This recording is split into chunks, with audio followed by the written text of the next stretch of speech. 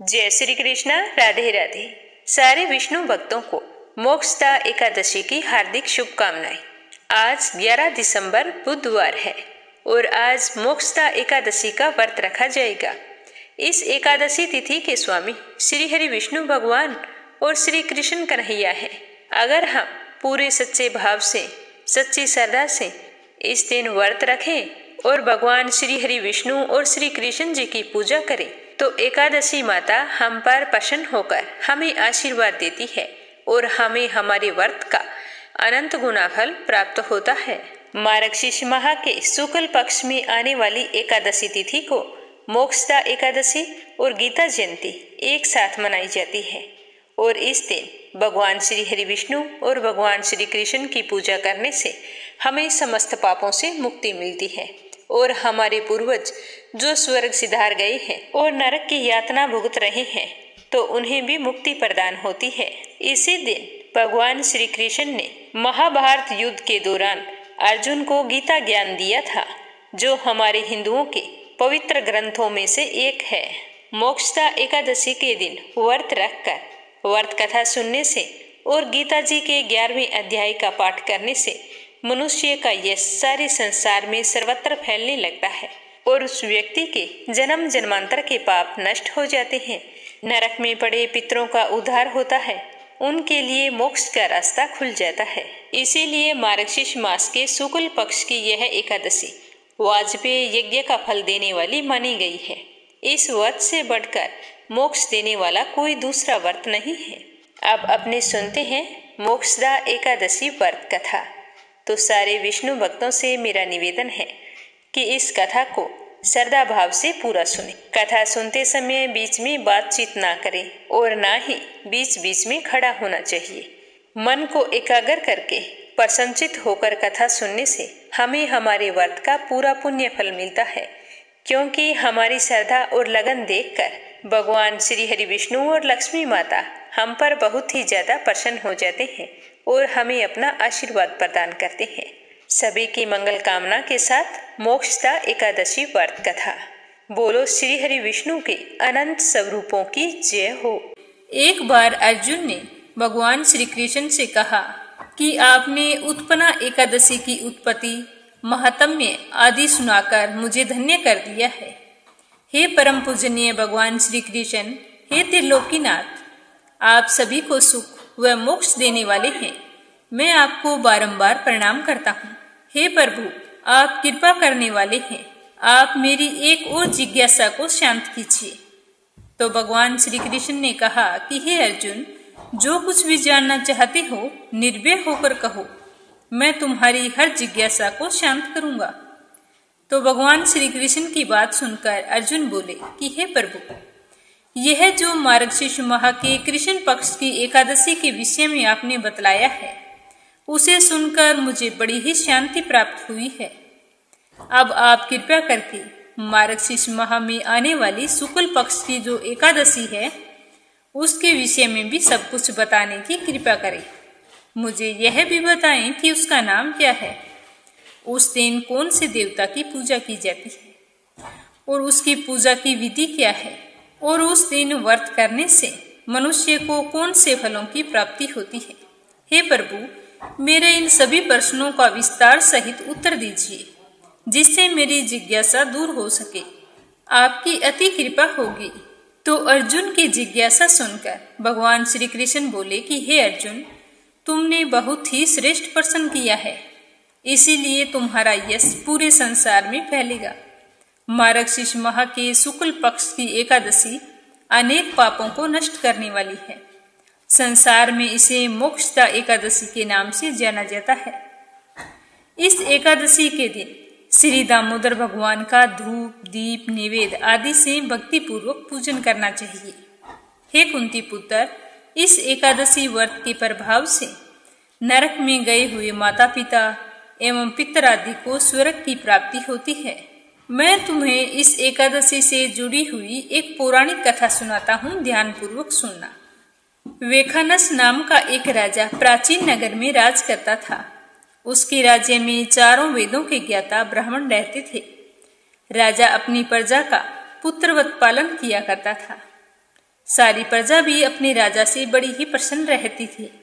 इस तरह राजा सर्व सुखी था। एक रात्रि को राजा ने सपने में देखा कि उसके पिताजी नरक की यातनाएं भोग रहे हैं। इस प्रकार का सपना देखकर राजा को बड़ा ही दुख हुआ और वह बुरी तरह से व्याकुल हो गए और बड़ी ही बेचैनी से सुबह होने का इंतजार करने लगे।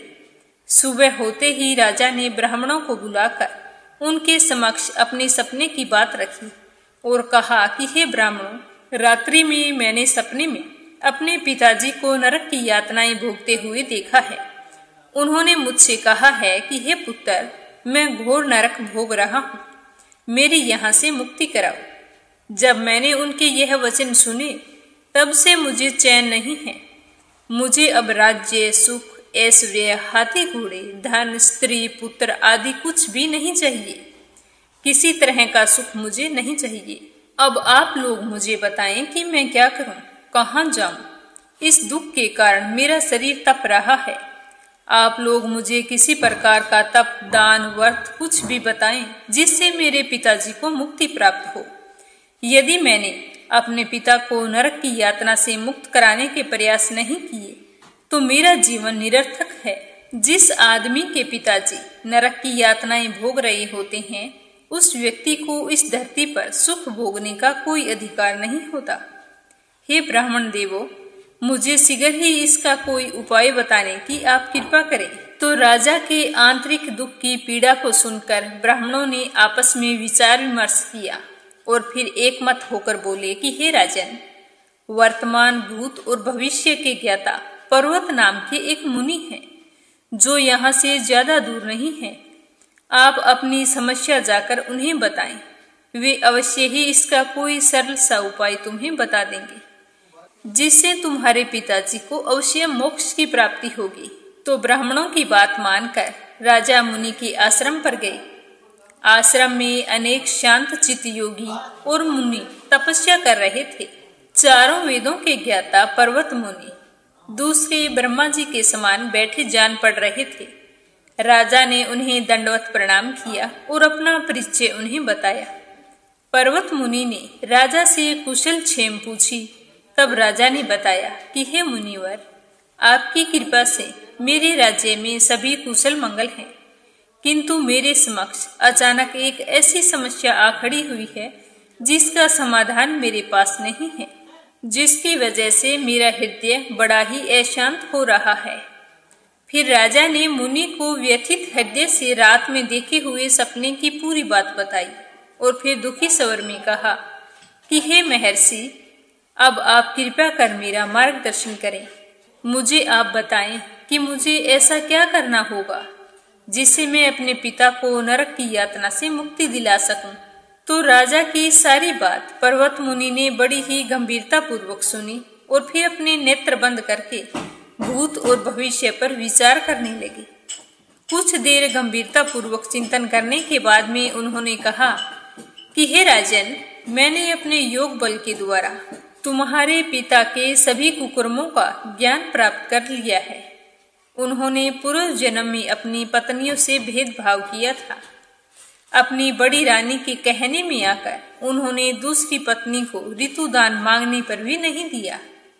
उसी पाप कर्म के फल से तुम्हारा पिता नरक में गया है।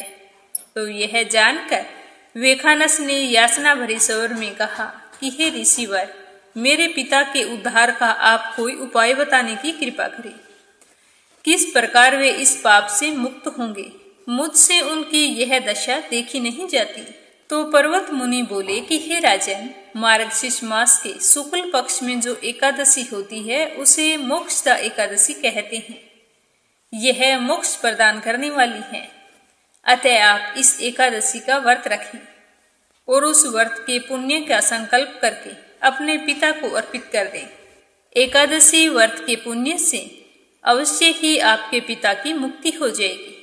तो इस तरह संतोषजनक वचनों को सुनकर राजा अपने राज्य को लौट आए और परिवार सहित मोक्षदा एकादशी का व्रत विधि पूर्वक किया। इस व्रत के पुण्य को राजा ने अपने पिता को अर्पित कर दिया। इस पुण्य के प्रभाव से राजा के पिता को उसी समय मुक्ति मिल गई। स्वर्ग को प्रस्थान करते हुए राजा के पिता ने कहा कि हे पुत्र, तेरा कल्याण हो। इतना कहकर राजा के पिता ने स्वर्ग को प्रस्थान किया। हे पांडु पुत्र, जो मनुष्य मार्गशीर्ष माह के शुक्ल पक्ष की एकादशी का उपवास करते हैं, उनके सभी पाप नष्ट हो जाते हैं और अंत में वे स्वर्ग लोक को प्राप्त करते हैं। इस उपवास से उत्तम और मोक्ष प्रदान करने वाला कोई दूसरा व्रत नहीं है। इस कथा को सुनने व पढ़ने से अनंत फलों की प्राप्ति होती है। यह उपवास मोक्ष प्रदान करने वाला चिंतामणि के समान है, जिससे उपवास करने वाले की सभी इच्छाएं पूरी होती है। हे अर्जुन, प्रत्येक मनुष्य की प्रबल इच्छा होती है कि वह मोक्ष प्राप्त करे। मोक्ष की इच्छा रखने वालों के लिए मोक्षदा एकादशी का उपवास अति महत्वपूर्ण है। पिता के प्रति पुत्र के दायित्व का इस कथा से श्रेष्ठ कोई दूसरा व्रत नहीं है। अतः हर व्यक्ति को भगवान श्री हरि के निमित्त यह उपवास पूरी निष्ठा और श्रद्धा से करना चाहिए। तो आज हमने मोक्षदा एकादशी पर पावन और पवित्र कथा सुनी है। यह पिता के प्रति भक्ति और दूसरों के लिए पुण्य अर्पित करने वाली श्रेष्ठ और पवित्र कथा है। इसका उपवास केवल उपवास करने वाले मनुष्य का ही नहीं, अपितु उसके पितरों का भी भला करता है। अपने किसी सगे संबंधी मित्र बंधु को इस उपवास का फल अर्पण करने से उसके भी सभी पापों व क्लेशों का नाश हो जाता है। तो अब अपने सुनेंगे एकादशी की दूसरी कथा। यह कथा एक बहुत ही भोले भाले सच्चे भक्त की है। बोलो एकादशी माता की जय हो। पौराणिक कथाओं के अनुसार एक नगर में एक बहुत ही सरल व्यक्ति रहता था। उसका नाम था श्याम। उसमें वैसे तो सारे गुण थे, परंतु उसमें एक ही अवगुण था, और वो अवगुण था कि वह खाता बहुत था। उसके भोजन की खुराक बहुत थी। वह अकेले ही बैठे बैठे 10 लोगों का भोजन खा सकता था। उसकी इस आदत से उसके घर वाले बहुत ही परेशान रहते थे। एक दिन उसके परिजनों ने उसे परेशान होकर उसे घर से ही निकाल दिया, तो वह बहुत ही दुखी हुआ। उसकी समझ में कुछ भी नहीं आ रहा था। उसे और तो कोई चिंता नहीं थी, बस उसे फिक्र थी कि मैं भोजन कहाँ पर करूं। वह तो बेचारा बिल्कुल सीधा साधा व्यक्ति था। ऐसे ही रास्ते पर चल पड़ा।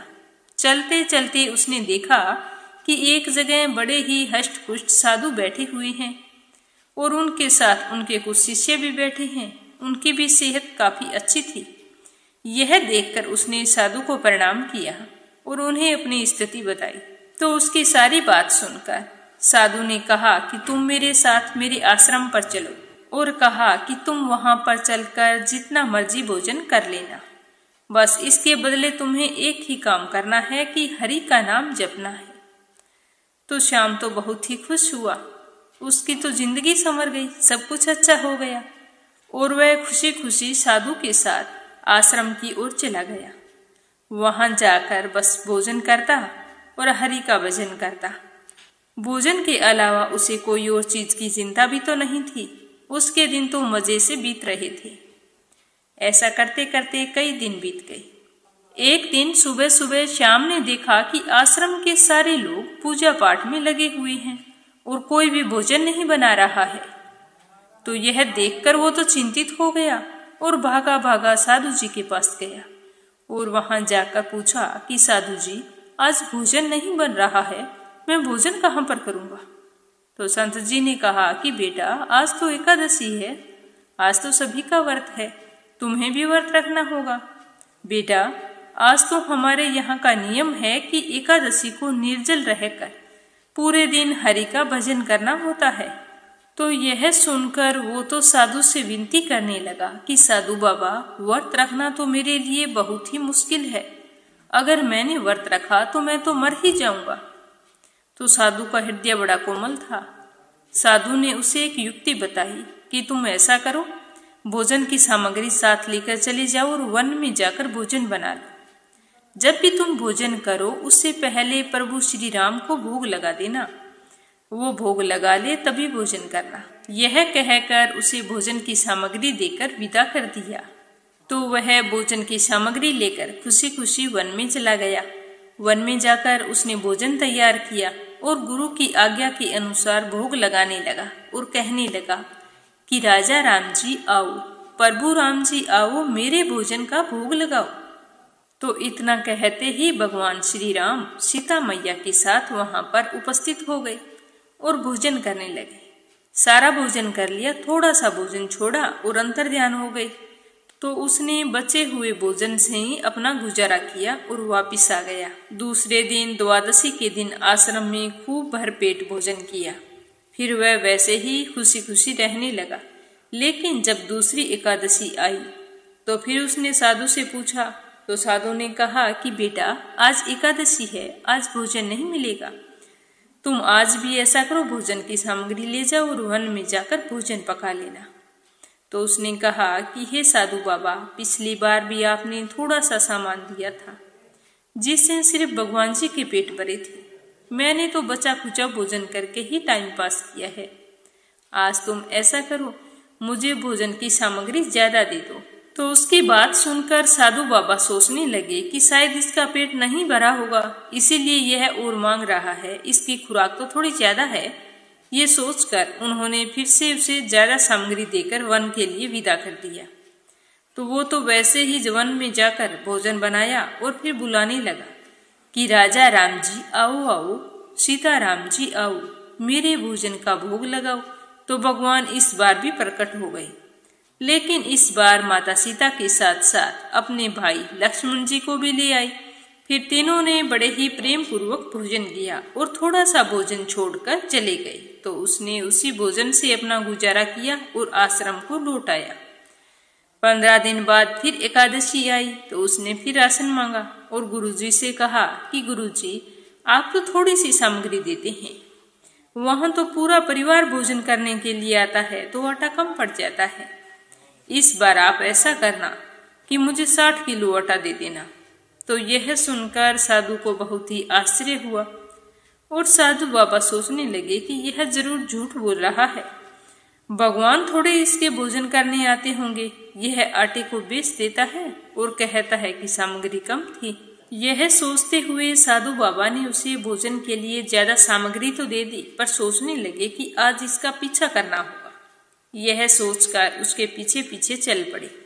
उसने आज जंगल में पहुंचते ही बिना भोजन बनाए ही भगवान को बुलाया कि सीता राम जी आओ, लक्ष्मण राम जी आओ, मेरे भोजन का भोग लगाओ। परंतु आज तो प्रभु श्री राम, सीता राम अपने तीनों भाइयों और हनुमान जी के साथ वहां पर आ गए। उन्हें देखते ही श्याम ने उन्हें प्रणाम किया और कहा कि देखो प्रभु, मैं तो ठहरा आलसी जीव, मुझे तो खुद के लिए ही भोजन नहीं बनाना आता और आप तो पूरा ही खानदान लेकर आ गए हैं। अंत में जो कुछ मुझे बचा खुचा मिलता है उसी से मुझे गुजारा करना पड़ता है, इसीलिए ये लो राशन खुद बनाओ और खुद ही खाओ। तो उसकी बात सुनकर भगवान श्री राम मुस्कुराने लगे और सारे के सारे काम पर लग गए। हनुमान जी को लकड़ी लाने भेज दिया, भरत शत्रुघ्न सब्जी काटने लगे, माता सीता ने रोटी बनाई और लक्ष्मण ने उनकी सहायता की। इधर पेड़ की ओट में बैठे हुए साधु बाबा यह सब कुछ देख रहे थे तो उनके नेत्रों से आंसू बहने लगे और वो सोचने लगे कि यहाँ दाढ़ी सफेद हो गई, पूरा जीवन निकल गया, परंतु प्रभु के कभी भी दर्शन नहीं हुए। और इन निश्चल सरल श्याम ने भगवान को प्रकट कर लिया। साधु बाबा इस तरह सोच रहे थे कि सीता मैया ने रसोई बनाकर तैयार कर दी। सभी ने बड़े प्रेम से भोजन किया और भगवान श्री सीताराम जी ने श्याम को खूब आशीर्वाद दिया और वहां से अंतर ध्यान हो। बोलिए श्री हरि विष्णु के अनंत स्वरूपों की जय हो। लक्ष्मी नारायण की जय हो। एक बार भगवान श्री हरि विष्णु धरती पर भ्रमण करने के लिए जा रहे थे। तभी देवी लक्ष्मी ने पूछा कि आप कहाँ जाने की तैयारी कर रहे हैं। तब विष्णु जी ने कहा कि मैं पृथ्वी लोक पर भ्रमण के लिए जा रहा हूँ। तो लक्ष्मी माता ने कहा कि आपकी अनुमति हो तो मैं भी आपके साथ चलती हूँ। इस तरह कई बार कहने पर भगवान विष्णु ने कहा कि मैं आपको साथ लेकर तो चल सकता हूँ, लेकिन मेरी एक शर्त है, वो आपको माननी पड़ेगी। तो लक्ष्मी माता ने कहा कि ठीक है, मान लूंगी, आप शर्त बताओ। तो विष्णु भगवान ने कहा कि धरती पर कैसी भी स्थिति आए, लेकिन तुम्हें उत्तर दिशा की ओर नहीं देखना है।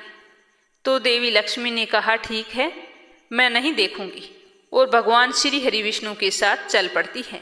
और सुबह सुबह माँ लक्ष्मी और भगवान विष्णु धरती पर पहुंच गए। अभी सूर्य देवता निकल रहे थे। रात बरसात होकर हटी थी। चारों ओर हरियाली ही हरियाली थी। उस समय चारों ओर बहुत ही शांति थी और धरती बहुत ही सुंदर दिखाई दे रही थी। माँ लक्ष्मी मंत्रमुग्ध होकर धरती को देख रही थी और भूल गई कि पति को क्या वचन देकर आई है, और चारों ओर देखती हुई पता नहीं कब उत्तर दिशा की ओर देखने लगी। उत्तर दिशा में माँ लक्ष्मी को एक बहुत ही सुंदर बगीचा नजर आया। उस तरफ से भीनी भीनी खुशबू आ रही थी और बहुत ही सुंदर सुंदर फूल खिले हुए थे। यह एक फूलों का बगीचा था और माँ लक्ष्मी बिना सोचे समझे उस बगीचे में चली गई और वहां से एक बड़ा सा सुंदर सा फूल तोड़कर ले आई।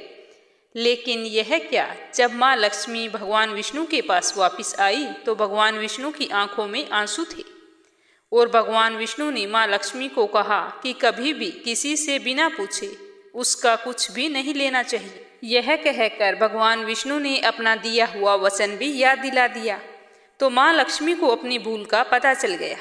उन्होंने भगवान विष्णु से अपनी की हुई गलती की माफ़ी मांगी, पर भगवान विष्णु ने कहा कि जो तूने गलती की है उसकी सजा तो तुम्हें जरूर मिलेगी। जिस माली के खेत से तुमने बिना पूछे फूल तोड़ा है, यह एक प्रकार की चोरी है। इसीलिए अब तुम आज से 3 साल तक उस माली के घर नौकर बनकर रहोगी। उसके बाद मैं तुम्हें वापस लेने आऊँगा।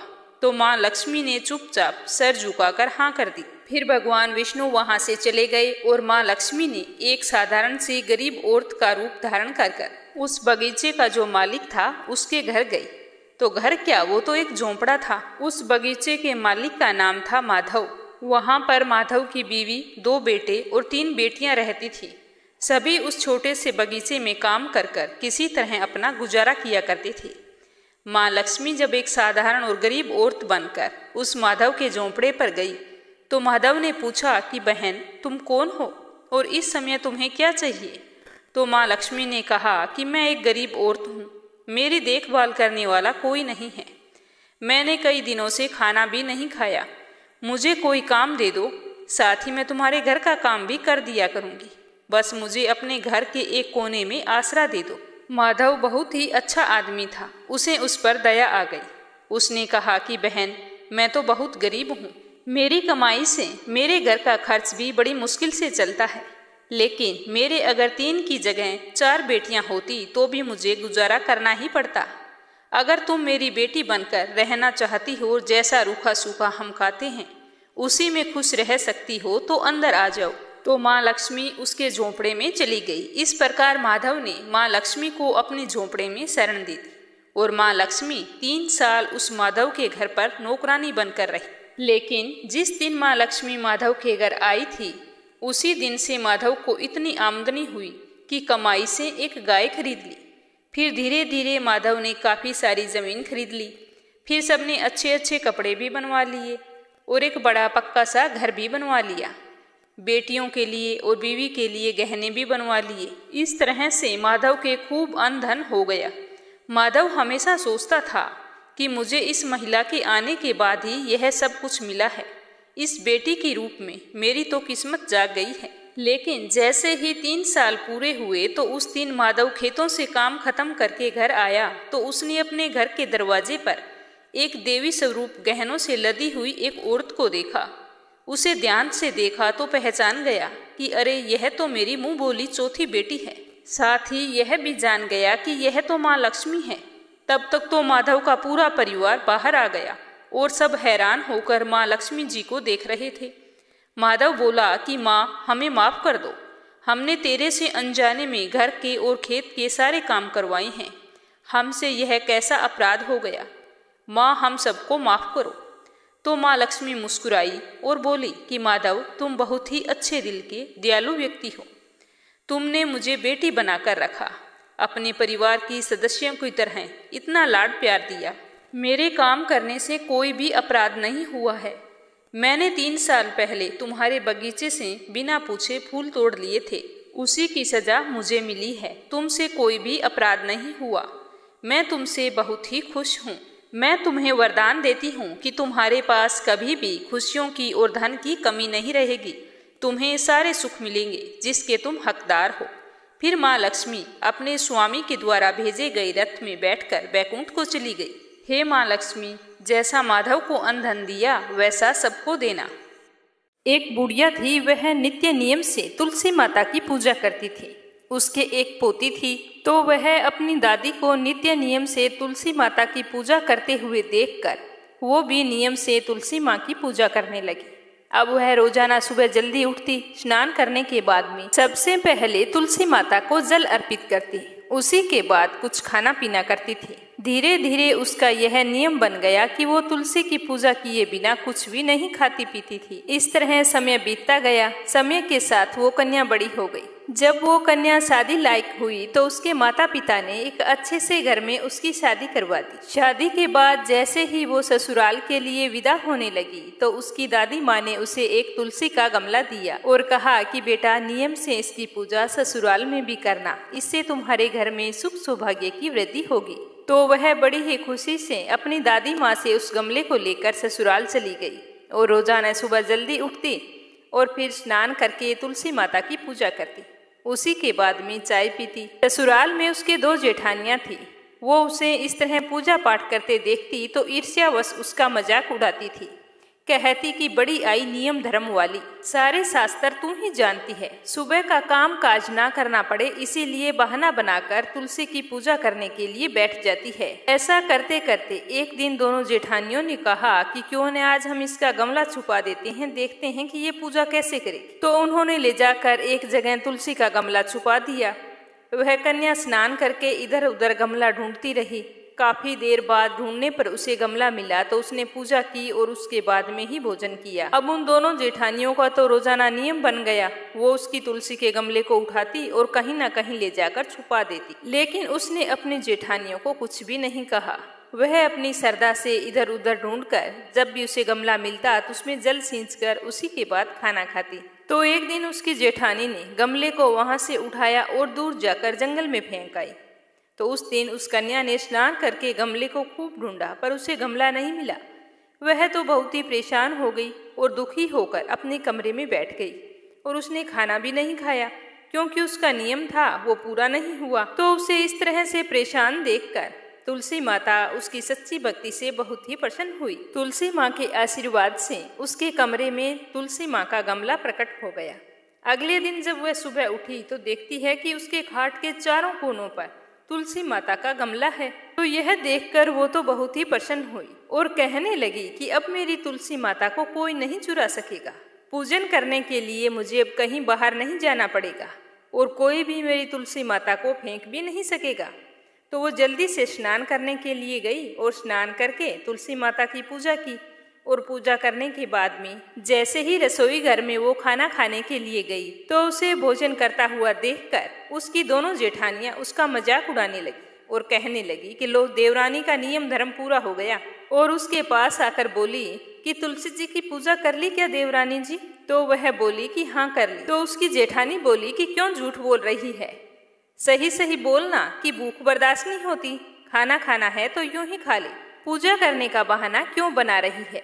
तो उसने कहा कि जेठानी जी मैंने पूजा कर ली है। तो उसकी जेठानी बोली कि गमला तो हमने फेंक दिया, तूने पूजा कहाँ से की? आप मेरे कमरे में जाकर देख सकती हैं, मैंने पूजा कर ली। तो अपनी देवरानी की इस तरह बात सुनकर दोनों जेठानियां भागकर उसके कमरे में गई। तो वहां जाकर आश्चर्यचकित हो गई, देखा कि तुलसी माता का बड़ा सारा पौधा वहां पर खड़ा है। तो ये देखकर उसकी जेठानियां बहुत ही शर्मिंदा हुई और बोली कि देवरानी तेरी भक्ति सच्ची है, हमने तुम्हें यूं ही परेशान किया, हमें माफ कर दो। उसी दिन से तीनों देवरानी जेठानी सुबह जल्दी उठकर स्नान करती और उसके बाद में तुलसी माता की पूजा अर्चना करके उसके बाद में घर का कोई अन्य काम करती। ऐसा करने से उनके घर में सुख सौभाग्य का वास हुआ, अन्न और धन के भंडार भर गए और 10वें महीने उन तीनों देवरानियों जेठानियों को सुंदर पुत्र की प्राप्ति हुई। हे तुलसी माता, जैसी कृपा आपने उन पर की वैसी हम पर भी करना, अपनी कृपा दृष्टि बनाए रखना। अगली कहानी एक ब्राह्मण की। एक ब्राह्मण था, वह सुबह सवेरे स्नान करके मंदिर जाता था। प्रतिदिन वहां पर तुलसी माता की पूजा करता था। और तुलसी माता से यही प्रार्थना करता कि तुलसी महारानी मेरे भी यहाँ आनंद मंगल करना। बस इस तरह से कहकर वह पूजा करके वापस लौट आता। इस तरह पूजा करते करते ब्राह्मण को कई साल बीत गए। तो तुलसी माता ने सोचा कि यह ब्राह्मण तो बहुत ही सीधा है और गरीब भी है, मेरी प्रतिदिन पूजा करता है और मुझे कहता है कि मेरे घर कुछ आनंद मंगल करना, तो मुझे कुछ न कुछ करना चाहिए। तो एक दिन तुलसी महारानी एक कन्या का रूप धारण करके वहां पर बैठ गई। जैसे ही सुबह सुबह ब्राह्मण देवता पूजा पाठ करने के लिए आए और तुलसी माता की पूजा करके अपने घर को जाने लगे, तो वह बोली कि बाबा मैं भी तुम्हारे साथ चलना चाहती हूँ। तो ब्राह्मण ने सोचा कि 6 लड़कियां तो मेरे पहले से हैं और 7 लड़कियों का मैं पालन पोषण कैसे करूँगा, लड़कियों की शादी कैसे कराऊंगा, मेरे पास तो कुछ भी नहीं है। यह सोचकर उसने उस लड़की से कुछ नहीं कहा और चुपचाप अपने घर लौट आया। दूसरे दिन जब ब्राह्मण फिर से मंदिर गया तो वह कन्या वहीं पर बैठी हुई मिली और ब्राह्मण पूजा करके आने लगा। तो वह बोली कि बाबा मैं भी आपके साथ चलूं। तो वह ब्राह्मण कुछ भी नहीं बोला और सीधा अपने घर आ गया। लेकिन मन ही मन सोच सोच कर वह दुखी रहने लगा। चिंता के कारण उसका खाना पीना बिल्कुल ही कम हो गया। तो एक दिन उसकी पत्नी ने कहा कि स्वामी क्या बात है, आजकल बहुत दुखी दुखी दिखाई देते हो, क्या सोचते रहते हो। तो वह ब्राह्मण अपनी पत्नी से बोला कि मैं मंदिर जाता हूँ, तो वहाँ पर एक छोटी सी सुंदर सी कन्या बैठी है और वो कहती है कि बाबा मैं भी आपके साथ चलूं। तो मैं उसे क्या जवाब दूं, मेरे पास तो कुछ भी नहीं है। तुम्हें तो पता है कि हम कितने गरीब हैं, 6 बेटियों का पालन पोषण तो हमसे होता नहीं है, तो 7वीं का कहाँ से करेंगे। मैं तो यही सोच सोच कर बहुत ही दुखी रहता हूँ कि उसे क्या जवाब दूं। अब तो मेरा मंदिर जाने से भी जी घबराता है। तो ब्राह्मण की बात सुनकर उसकी पत्नी बोली कि अरे इसमें परेशान होने की क्या बात है, आ रही है तो आने दो। कल जब तुम मंदिर जाओ तो उस लड़की को अपने साथ ले आना, वो भी तो हमारी बेटी है। तो ब्राह्मण बोला कि भाग्यवान, हमें 6 बेटियों की शादी करनी है, तो 7वीं की शादी कहाँ से करवाएंगे। हम इतने गरीब हैं, हमारे पास खाने के लिए अनाज नहीं है, तो शादी कैसे करवाएंगे। तो ब्राह्मणी ने कहा कि ये कोई बात नहीं हुई, जब हम अपनी 6 बेटियों की शादी करवाएंगे तो वहीं 7वीं की भी करवा देंगे। अगर उसने हमारे घर जन्म लिया होता तो क्या हम उसे घर से निकाल देते। तुम मेरी बात मानो और कल उसे अपने साथ ले आना, मैं इंतजार कर रही हूँ। तो दूसरे दिन सुबह सवेरे स्नान करके जब ब्राह्मण मंदिर को गया और पूजा पाठ करके लौटने लगा, तो उस कन्या ने कहा कि बाबा मैं आपके साथ चलूं। तो ब्राह्मण बोला कि हाँ बेटा चल।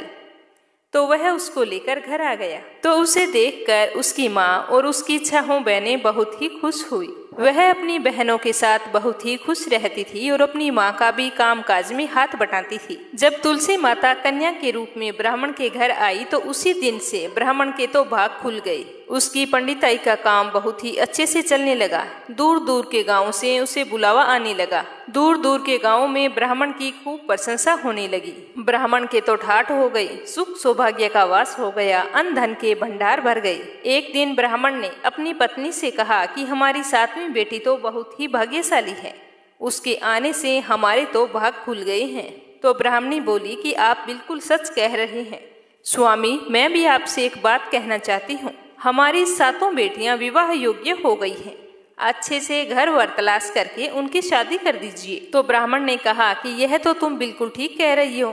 तो दूसरे दिन जब ब्राह्मण पूजा अर्चना करने के बाद में तैयार होकर कहीं जा रहे थे, तो 7वीं बेटी ने कहा कि बाबा आज तैयार होकर आप कहाँ जा रहे हैं। तो ब्राह्मण ने सारी बात बताई। तो वह बोली कि बाबा मुझे अभी शादी नहीं करवानी, मेरी बहनों की शादी कर दो, मैं उनकी शादी में नाचना चाहती हूँ और मेरी शादी बाद में करना। तो इस तरह से फिर उसकी 6 बहनों की अच्छे घर में शादी तय कर दी और तुलसी माता की कृपा से उनके घर में सारे जेवर, कपड़ा, खाना सब कुछ तैयार हो गया और उन सभी बहनों की अच्छी धूमधाम से शादी हुई और वो सभी अपने अपने ससुराल चली गई। अगले दिन ब्राह्मण सुबह सवेरे उठे तो देखा कि आंगन के बीचों बीच एक तुलसी का पौधा है। तो ब्राह्मण को देखकर यह बहुत ही आश्चर्य हुआ कि मेरे आंगन में तुलसी का पौधा कैसे आया। तो उसने जल्दी से ब्राह्मणी को उठाया और दोनों जैसे ही तुलसी के पौधे के पास गए तो उन्हें अपनी 7वीं बेटी का मुस्कुराता हुआ चेहरा उस तुलसी की पौधे में दिखाई दिया। तो यह देखकर दोनों की आंखों में खुशी के आंसू छलक आए और दोनों कहने लगे कि इतने दिनों तक हमारे साथ तुलसी माता स्वयं रही और हमें पता भी नहीं चला। फिर उसी दिन से ब्राह्मण और ब्राह्मणी स्नान करके पहले तुलसी माता की पूजा करते, पूजा करने के बाद में ही कोई दूसरा काम करते। हे तुलसी माता, जैसा आपने ब्राह्मण को दिया वैसा सबको देना, जैसा आनंद मंगल उनके घर में किया वैसे हमारे भी करना, सुख सौभाग्य बनाए रखना। हे तुलसी माता, कहानी कहने में कोई भूल चूक हो गई हो तो क्षमा करना और हम सब पर आपका आशीर्वाद बनाए रखना। श्रद्धा पूर्वक प्रेम से बोलो तुलसी माता की जय हो। श्रीमद् भागवत गीता का 11वां अध्याय, जिसमें भगवान श्री कृष्ण ने अर्जुन को अपने दिव्य स्वरूप के दर्शन दिए। बोलो कृष्ण भगवान की जय हो। अर्जुन ने कहा कि हे भगवान, मुझ पर कृपा करके अत्यंत गुप्त अध्यात्म विषयक वचन जो आपने कहे उनसे मेरा मोह दूर हो गया है। हे कमल नेत्र, मैंने जीवों की उत्पत्ति और नाश का कारण और आपका अक्षय महात्म्य आपके मुख से सुना। हे पुरुषोत्तम परमेश्वर, आपने जैसा अपना वर्णन किया है वह आपका रूप मेरी देखने की प्रबल इच्छा है। हे योगेश्वर, हे मधुसूदन, आप यदि मुझे उसको देखने योग्य माने तो आपका वह रूप मुझे दिखाइए। तो श्री कृष्ण भगवान ने कहा कि हे पार्थ, नाना प्रकार के नाना वर्णों और नाना आकार के मेरे सत सत सहस्त्र सहस्त्र दिव्य रूपों को देख। हे पार्थ, तुम वसु, रुद्र, अश्विनी कुमार, मृदुगण और पहले कभी ना देखे थे ऐसे आश्चर्य देखो। हे गुणाकेश, चराचर सहित यह जगत देखो तथा और जो कुछ देखना चाहो वो भी आप देख सकते हो। ये सब कुछ तुम मेरी देह में देख लो, परंतु तुम इन नेत्रों से मुझे नहीं देख सकोगे, इसीलिए मैं तुमको दिव्य नेत्र देता हूँ। उन्हीं नेत्रों से मेरा दिव्य रूप देख सकोगे। इस प्रकार श्री कृष्ण भगवान ने अर्जुन से कहकर उसको दिव्य दृष्टि देकर अपना अलौकिक रूप दिखाया। उस विश्व रूप के अनेक मुख और अनेक नेत्र थे, उनमें अनेक अद्भुत दृश्य थे, उनमें अनेक सुंदर सुंदर आभूषण तथा आयुध सुसज्जित थे। देह पर दिव्य वस्त्र और गंध शरीर पर लगे थे। उस समस्त आश्चर्य में अनंत देव के सब और मुख दिखाई दे रहे थे। आकाश में यदि हजारों सूर्य की प्रभा एक साथ होती तो उस महात्मा की प्रभा को कम ना कर सकती। उस समय अर्जुन ने देवादि देव के शरीर में अनेक प्रकार से विमल इस समस्त जगत को एकत्रित देखा। तब अर्जुन आश्चर्यचकित हो गया और उसका शरीर रोमांचित हो गया। उसने शीश झुकाकर हाथ जोड़कर कहा कि हे देव, तुम्हारी देह में सब देव भिन्न भिन्न प्राणियों के समुदाय कमलासन पर बैठे हुए देवताओं के इस ब्रह्मा संपूर्ण ऋषि और दिव्य सर्पों को मैं देखता हूँ। हे विश्वेश्वर, तुम्हारे अनेक भुजा, अनेक उदर, अनेक मुख, अनेक नेत्र हैं। तुम्हारा रूप अनंत है। तुम्हारे अंत तथा आदि को नहीं देखता, किंतु समस्त विश्व में रूप तुम्हारा मैं देखता हूँ। तुमको किरीट युक्त गदा चक्रधारी चारों ओर से दीप्यमान तेजो राशि स्वतर चमकते हुए अग्नि तथा सूर्य की भांति प्रकाशवान दुर्निक्षी और अपरंपार देख रहा हूँ। मेरे मत से तुम्हारी ब्रह्मा जानने की वस्तु विश्व के महान आधार नित्य सनातन धर्म के रक्षक पुराण पुरुष हो। मैं आपको आदि मध्य तथा अंत से रहित अनंत शक्ति, अनंत भुज, चंद्र, सूर्य, नेत्र, जिसके कांतिमान अग्नि के सदृश मुख वाला अपने तेज से इस संपूर्ण संसार को तपते हुए देख रहा हूँ। हे महात्मन, पृथ्वी और आकाश के मध्य की वह अनंत और संपूर्ण दिशाएं आपसे ही व्याप्त हो रही है। आपका यह अद्भुत और उग्र रूप देख तीनों लोक व्यथित हो रहे हैं। यह देखो, देवताओं के समूह तुम्हारी शरण आ रहे हैं। उनमें कितने ही भयभीत होकर हाथ जोड़े तुम्हारी प्रार्थना कर रहे हैं। महर्षियों और सिद्धों का समूह स्वस्ति कहकर नाना प्रकार से तुम्हारी प्रशंसा कर रहा है। रुद्र, आदित्य, वसु, साध्य, विश्वदेव, अश्विनी, मरुत, पितर, गंधर्व, यक्ष, असुर, सिद्ध इनके संग विस्मित होकर आपकी ओर टकटकी लगाकर देख रहे हैं। हे महाबाहो, अनेक नेत्र, अनेक बाहु, अनेक जांघ, अनेक पेट, कराल दंत युक्त तुम्हारा यह विशाल रूप देखकर सब अत्यंत भयभीत हो रहे हैं और मैं भी घबरा रहा हूँ। आकाश तक पहुँचे हुए प्रकाशमान अनेक वर्षों से फैलाए हुए मुख के जलने वाले विशाल नेत्र युक्त तुमको देखकर हे विष्णु मेरा जी घबरा रहा है। मुझ में धैर्य धरा नहीं जाता और चित्त स्थिर नहीं होता। हे देवेश, हे जगनिवास, भयंकर दाढ़ों वाले और काल अग्नि के सदृश आपके मुखों को देखकर मुझे दिशाएं नहीं सूझ रही है। मैं शांति नहीं पाता, अतएव मुझ पर दया करो। धृतराष्ट्र के दुर्योधन आदि पुत्र अपने साथ राजाओं सहित और भीष्म, द्रोण, कर्ण तथा हमारी ओर के मुख्य योद्धा बड़ी बड़ी दाढ़ों से युक्त विकराल आपके मुख में शीघ्रता प्रवेश कर रहे हैं और उनमें कितने लोग आपके दांतों में दबकर ऐसे दिखाई देते हैं मानो उसका शरीर चूर्ण हो गया हो। जैसे नदियों की अनेक जलधाराएं समुद्र की ओर बहती है, वैसे ही ये मनुष्य लोक के वीर आपके प्रज्वलित मुख में प्रवेश कर रहे हैं। अग्नि में पतंग जैसे गिरते हैं, ये सब लोग भी अपने नाश के लिए आपके मुख में तेजी से प्रवेश कर रहे हैं। हे विष्णु, जलते हुए मुखों से चारों ओर से सब वीरों को निगलकर आप जीभ चाट रहे हैं। आपकी तीक्ष्ण प्रभाएं समस्त संसार को तेज से व्याप्त तृप्त कर रही है। यह भयानक रूपधारी कौन है, यह मुझसे कहो। हे देववर, आपको नमस्कार, आप मुझ पर प्रसन्न होइए। हे जगत कर्ता आदि पुरुष, आपको जानने की मैं इच्छा रखता हूँ, क्योंकि आपकी यह प्रवृत्ति मेरी समझ में नहीं आती है। श्री भगवान जी बोले कि संसार का नाश करने वाला मैं उग्रकाल हूँ, समस्त जनों का संहार करने के लिए आया हूँ। तुम्हारे युद्ध न करने पर भी ये वीर जीवित नहीं रहेंगे, इसीलिए तुम उठो, शत्रुओं का संहार कर यश को लेकर इस समृद्धशाली राज्य का भोग करो।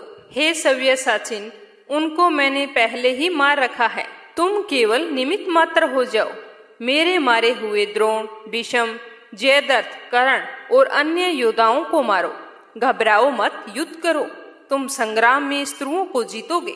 इस प्रकार श्री कृष्ण के वचन सुनकर मुकुटधारी अर्जुन ने हाथ जोड़कर कंपित और भयभीत हुए साष्टांग प्रणाम कर नम्रता पूर्वक बोले कि हे ऋषिकेश, आपके गुणगान करने से सब संसार प्रसन्न और प्रेम मगन है।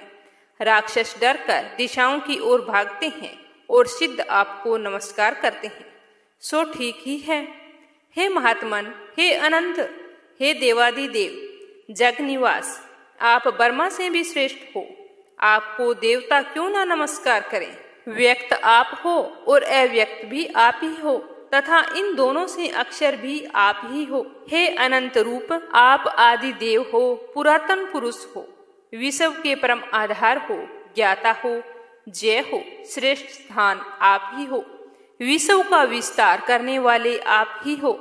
आप वायु, यम, अग्नि, वरुण, चंद्र, ब्रह्मा और ब्रह्मा जी के पिता हो। आपको नमस्कार है और फिर भी बार बार आप ही को नमस्कार। हे सर्वस्व रूप, आप अत्यंत वीर्यवान तथा अतुल पराक्रमी हो। आप जगत में व्याप्त हो, इसीलिए स्वरूप हो। तुम्हारी महिमा न जानकर मैंने तुमको अपना मित्र मानकर हे कृष्ण, हे सखे, ऐसा जो तिरस्कार से कहा सो प्रमाद से अथवा स्नेह से। हे अच्युत विश्व रूप, जो कुछ भी मैंने तुमसे कहा तो उन बोलों के लिए मैं तुमसे क्षमा मांगता हूँ, जो कि परिहास से विहार, सोने बैठने और भोजन के समय अकेले अथवा मित्रों के मध्य में तुम्हारा अपमान किया है। तुम इस स्थावर जगत रूप लोक के पिता, पूज्य और महान गुरु हो। त्रिलोकी में भी तुम्हारे समान कोई नहीं है। तुमसे अधिक अतुल प्रभाव कहाँ से होगा। इसीलिए हे ईश, तुमको सिर झुकाकर प्रणाम करके यही प्रार्थना करता हूँ कि तुम मुझ पर कृपा करो। हे देव, जैसे पिता पुत्र के, मित्र मित्र के और प्रेमी प्रिया के अपराध को क्षमा करता है, वैसे ही तुम मेरे सब अपराधों को क्षमा करो। हे देव, पहले कभी नहीं देखा था ऐसा आपका रूप देखकर मैं बहुत ही प्रसन्न हूँ और भय से मेरा मन व्याकुल है, इसीलिए मुझे पहले वाला रूप दिखाओ। हे देवेश, हे जगनिवास, आप प्रसन्न हो जाओ। हे सहस्त्रबाहु, हे विश्व मूर्ति, मैं फिर से आपको वही किरीट, गदा और हाथ में चक्र धारण किए हुए देखना चाहता हूँ। श्री कृष्ण भगवान ने कहा कि हे अर्जुन, मन प्रसन्न होकर यह तेजोमय अनंत आज्ञा और विश्व रूप अपने योग के प्रभाव से तुमको दिखलाया है, जिसको तुम्हारे अतिरिक्त पहले किसी ने भी नहीं देखा था। हे पांडवों में श्रेष्ठ मनुष्य, लोक में तुम्हारे सिवाय कोई वेदों के अध्ययन, दान, अग्नि, होम आदि और घोर तप करके भी यह रूप धारण किए हुए मुझको नहीं देख सकता। मेरा ऐसा भयानक रूप देखकर तुम व्याकुल और मूढ़ न हो, भय त्याग कर प्रसन्नचित होकर फिर से मेरा वही रूप देखो। इतना कहकर श्री कृष्ण जी ने फिर चतुर्भुज रूप दिखलाया और सौम्य रूप धारण कर उस महात्मा ने अर्जुन को जो भयभीत था उसे धीरज बंधाया। अर्जुन ने कहा कि हे जनार्दन, आपके सौम्य दिव्य मंडल रूप को देखकर अब मैं प्रसन्नचित हो गया हूँ और स्वच्छ और खुद को स्वस्थ महसूस कर रहा हूँ। तो श्री कृष्ण जी बोले कि हे अर्जुन, जो यह मेरा विश्वलीय रूप तुमने देखा है, इसका दर्शन संभव नहीं है। देवता भी इसके लिए दर्शन की आकांक्षा करते हैं। हे अर्जुन, जैसा मेरा लय तुमने देखा है, ऐसे लय को वेद अध्ययन, तप, दान, यज्ञ आदि कर्म द्वारा देखना भी असंभव है। हे अर्जुन, प्रथम मेरा जो विश्वलय है, इसको मनुष्य अनन्य भक्ति द्वारा जान सकते हैं और तत्व ज्ञान द्वारा इसमें लीन हो सकते हैं। अर्जुन, जो कोई मनुष्य मेरी भक्ति के लिए कर्म करता है और मुझको ही सर्वोत्तम मानता है, मुझ में भक्ति रखते हैं, सब सांसारिक संगों से मुख मोड़ चुके हैं, संपूर्ण प्राणी मात्र से वेर त्याग चुके हैं, वे ही मुझको प्राप्त हो सकते हैं। तो इसी के साथ 11वें अध्याय का समापन हुआ। अब अपने सुनते हैं 11वें अध्याय का महात्म्य। बोलो श्री हरि विष्णु की जय हो। श्री नारायण जी बोले कि हे लक्ष्मी जी, अब 11वें अध्याय का महात्म्य सुनाता हूँ, ध्यान पूर्वक सुनना। तुंगभद्र नाम का एक नगर था, जिसके राजा का नाम था सुखानंद। वह लक्ष्मी नारायण जी की बहुत ही सेवा किया करता था। वहाँ एक ब्राह्मण धन पात्र विद्वान पंडित भी रहता था। वह ब्राह्मण गीता जी के 11वें अध्याय का नियमित पाठ करता था और राजा भी वहाँ नित्य लक्ष्मी नारायण की सेवा करता था और पाठ भी नित्य नियम से सुनते थे। ऐसे ही सेवा करते करते बहुत समय बीत गया। एक दिन राजा घर को गया। उस दिन बहुत अतीत देशांतर फिरते फिरते उस नगर में आए। अतीतों ने राजा से कोई जगह मांगी। राजा ने बड़ी हवेली थी, वो खुलवा दी और वहां अतीत रुक गए। राजा ने सीधा दिया और रसोई कर अतीत बड़े ही प्रसन्न हुए। दूसरे दिन अमृत बेले राजा उनके दर्शन को गए। राजा का बेटा भी साथ में था, कई भृत्य साथ थे। राजा उस हवेली में गए। वहां पर जो एक महंत था, राजा उसके साथ बातचीत करने लग गए और राजा का पुत्र वहीं पर खेलने लग गया। वहां पर एक प्रेत रहता था। उस प्रेत ने राजा के पुत्र को मार दिया और चाकरों ने जब राजा को खबर की, राजा खूब धार्मिक था, सेवा करता था, कथा भी सुनता था, लेकिन पुत्र के मोह को लेकर राजा के मन में दुर्बुद्धि आ गई। राजा बोला कि हे संत, आपका दर्शन हमको बहुत फला है। एक पुत्र था, सो प्रेत ने मार दिया। तब ब्राह्मण ने कहा कि हे राजा जी, चलो देखें कहाँ है तुम्हारा पुत्र। राजा, ब्राह्मण, महंत सारे मिलकर वहां पर गए जहां पर राजकुमार मरा पड़ा था। तब ब्राह्मण ने कहा, अरे प्रेत, तू इस लड़के पर कृपा दृष्टि कर, जो यह लड़का उठे और मैं तुझे गीता जी के 11वें अध्याय का पाठ सुनाता हूँ, उसे सुन, जिससे तेरा कल्याण होगा। अब तुम अपने पिछले जन्म की बात बता, किन कर्मों के द्वारा तुम इस प्रेत योनि में आया है। तब वह प्रेत बोला कि मैं पूर्व जन्म में ब्राह्मण था, इस गांव के बाहर हल जोतता था। वहां एक दुर्बल ब्राह्मण आया था, जो मेरे खेत में गिर पड़ा और उसके शरीर से खून बहने लगा। तो एक चील ने उसका मांस नोच नोच कर खाया। मैं वहां पर बैठा बैठा सब कुछ देखता रहा। मेरे मन में दया नहीं आई कि जाकर उस ब्राह्मण को छुड़ा दो। इतने में एक और पंडित वहां पर आ गया। उसने यह सब कुछ देखा तो मुझसे कहा, अरे हल जोतने वाले ब्राह्मण, तेरे कर्म चंडाल के हैं। निर्दयी तेरे खेत के पास ब्राह्मण का मांस चील तोड़कर खा रही है और तू आंखों से अंधा है। जो इसे छुड़ाता नहीं है। मैं तुझे श्राप देता हूँ कि तू प्रेत योनि पाएगा। तब मैंने उसके चरण पकड़कर कहा कि मेरा उद्धार कैसे होगा। तब पंडित ने कहा, जब तुझको कोई गीता के 11वें अध्याय का पाठ सुनाएगा तब तेरा उद्धार होगा। प्रेत ने अपने पिछले जन्म की सारी कथा सुना दी। तब ब्राह्मण ने राजा से पूछा। राजा ने कहा कि इसका उद्धार कीजिए और इसे कहिए कि मेरे बेटे को जीवित करे।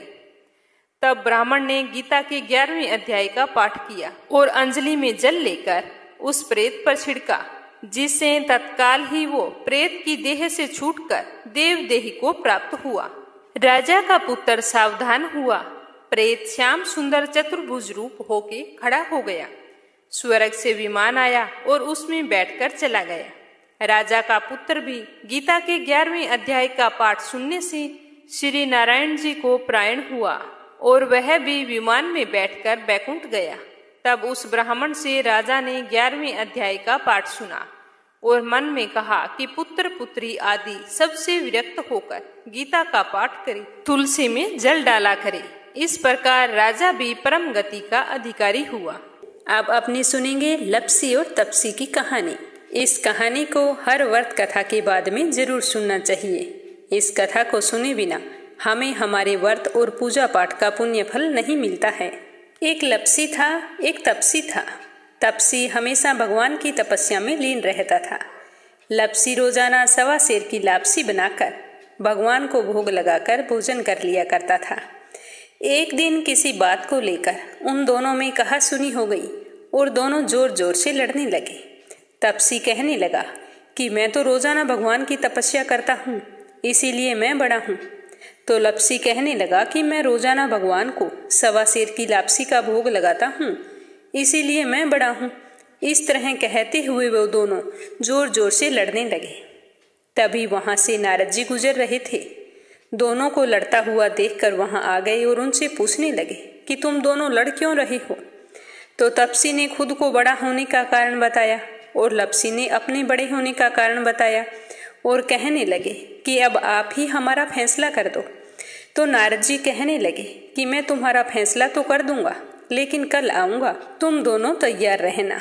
दूसरे दिन लप्सी और तपसी नहा धोकर अपनी रोजाना की भक्ति करने आए तो नारद जी वहां पर छुपकर बैठे थे और उन्होंने सोने की एक एक अंगूठी उन दोनों के आगे रख दी।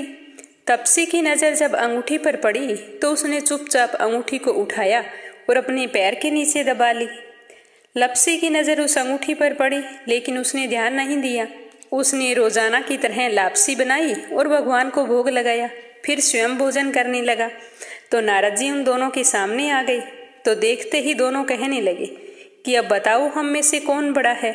तो नारद जी कहने लगे कि लप्सी ही बड़ा है। तो यह सुनकर तपसी को बड़ा ही आश्चर्य हुआ और वो कहने लगा कि मैं कितनी कठिन तपस्या करता हूँ, फिर भी आप कह रहे हैं कि लप्सी बड़ा है। तो नारद जी ने कहा कि तुम अपने स्थान से खड़े हो जाओ। तो वो खड़ा हुआ तो उसके पैर के नीचे अंगूठी दिखाई पड़ी। तो नारद जी तपसी से कहने लगा कि तपस्या करने के बाद भी तुम्हारी चोरी करने की आदत नहीं गई है, इसीलिए लप्सी बड़ा है, क्योंकि मैंने ही तुम दोनों के आगे सोने की एक एक अंगूठी रखी थी। तो तुमने तो देखते ही अंगूठी को उठाया और अपने पैर के नीचे दबा लिया। लप्सी ने अंगूठी को देखकर भी अनदेखा कर दिया। इसका अपनी रोजाना की भक्ति में ध्यान था। इसने लापसी बनाई और भगवान को भोग लगाया, इसीलिए लप्सी ही बड़ा हुआ और तुम्हें तुम्हारी इतनी कठिन तपस्या का कोई फल नहीं मिलेगा। तो यह सुनकर तपसी को अपने किए पर बड़ा ही पछतावा हुआ और शर्मिंदा होकर नारद जी से माफी मांगने लगा। कहने लगा कि महाराज, मुझसे गलती हो गई, आज से मैं कभी भी चोरी नहीं करूंगा। तुम मुझे बताओ कि मुझे मेरी तपस्या का फल कैसे मिलेगा। मैंने तपस्या बड़ी ही श्रद्धा भाव से की है। तो तपसी की बात सुनकर नारद जी कहने लगे कि यदि घर पर सारी रोटी बनाकर गाय और कुत्ते की रोटी नहीं बनाएगा तो वह फल तुझे ही मिलेगा। अगर कोई दिए से दिया जलाएगा तो उसका फल भी तुम्हें ही मिलेगा। कोई ब्राह्मण को भोजन करवाकर उसे दक्षिणा नहीं देगा तो उसका फल भी तुझे ही मिलेगा। अगर कोई बहन सुवासिनी को तीवल सूट हम भेंट स्वरूप देते हैं, उसके साथ अगर रुपये नहीं देंगे तो उसका फल भी तुझे ही मिलेगा। और व्रत कथा में अगर कोई सारी कहानी सुन ले लेकिन तुम्हारी कहानी ना सुने तो उस व्रत का फल भी तुझे ही मिलेगा। तो यह सुनकर तपसी बहुत ही खुश हुआ और उसके बाद कभी भी चोरी ना करने का प्रण लिया। कहा जाता है कि उसी दिन से हर व्रत कथा के बाद में लपसी तपसी की कहानी कही और सुनी जाती है। कहानी समाप्त होते ही बोलना चाहिए कि लपसी का फल लपसी को मिले, तपसी का फल तपसी को मिले। हमारी कहानी का, हमारे व्रत का और हमारे पूजा पाठ का फल हमें मिले। कथा समाप्त होते ही कमेंट बॉक्स में लक्ष्मीपति नारायण की जय हो जरूर लिखना और कथा सुनकर आपको कैसा लगा कमेंट करके जरूर बताना। भगवान श्री हरि विष्णु आपकी सारी मनोकामनाएं पूर्ण करें। जय श्री कृष्ण। राधे राधे।